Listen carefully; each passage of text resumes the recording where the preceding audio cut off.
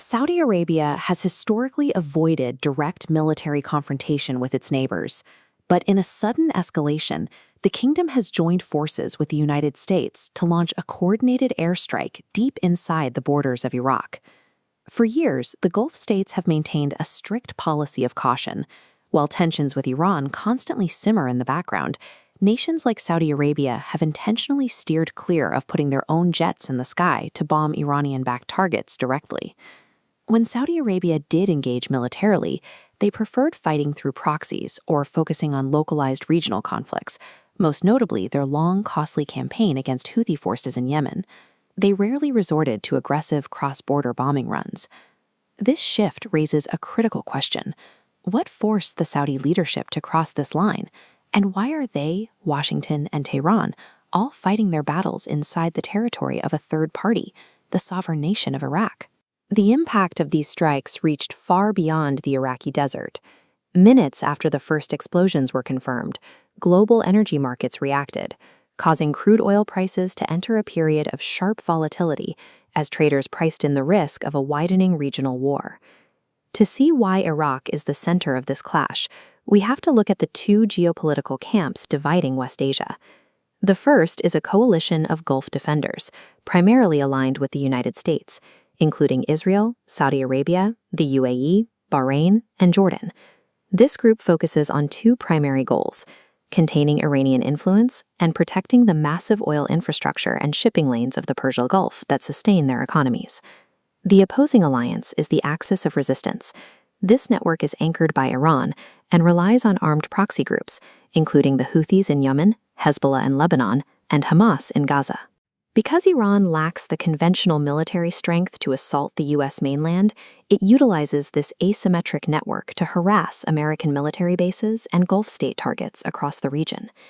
With these two heavily armed spheres of influence constantly pushing against one another, the friction eventually creates a physical space where they can clash without triggering a total direct war between nations. That space is Iraq.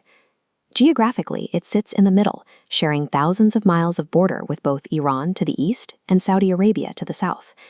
This location creates a claustrophobic mix of forces. Within a single country, you have American military bases, the official Iraqi government army, and heavily armed Iranian-backed militias, all operating in the same territory.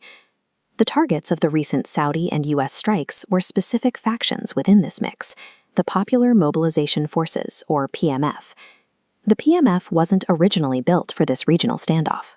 These militias mobilized in 2014 to support the Iraqi army during the fight against ISIS, stepping in to protect Iraqi cities when the central government was at its weakest. But as the threat of ISIS faded, the PMF fractured. While some factions remained aligned with the Iraqi state, many others began receiving direct funding, weapons, and training from Iran's Islamic Revolutionary Guard Corps. This direct link to Iran is what led to the current escalation. Saudi Arabia accused these specific militia groups of using drones to strike domestic Saudi oil pipelines and refineries. Iraq's geography makes it the inevitable catch basin for this violence. Domestic militias, backed by foreign powers, have become transnational targets, drawing neighboring air forces across the border to neutralize the threat to their own energy supplies. The response from Tehran was immediate.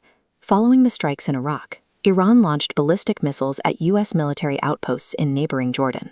At the same time, Iranian forces escalated tensions in the Strait of Hormuz, intercepting 3 commercial oil tankers in one of the world's most sensitive maritime passages. These rapid exchanges mark a new phase of the conflict. What were once isolated proxy skirmishes have transformed into a widening regional war involving multiple nations. This chart shows how those military decisions impact your wallet. When peace talks seemed likely, oil prices dipped below $70. The moment attacks flared, they spiked to $100, and they are currently hovering near $90 as the market weighs the risk of further escalation. These disruptions drive up global inflation and shipping insurance rates, showing that a conflict inside Iraq's borders has immediate consequences for the global economy. Saudi Arabia's decision to launch direct strikes proves that the cost of these threats to their oil infrastructure has finally outweighed their desire for military caution. As long as these two massive geopolitical camps remain in a state of friction, Iraq functions as a primary site for their military confrontation, a geographic reality that ensures the economic shockwaves of this war are felt by the rest of the world.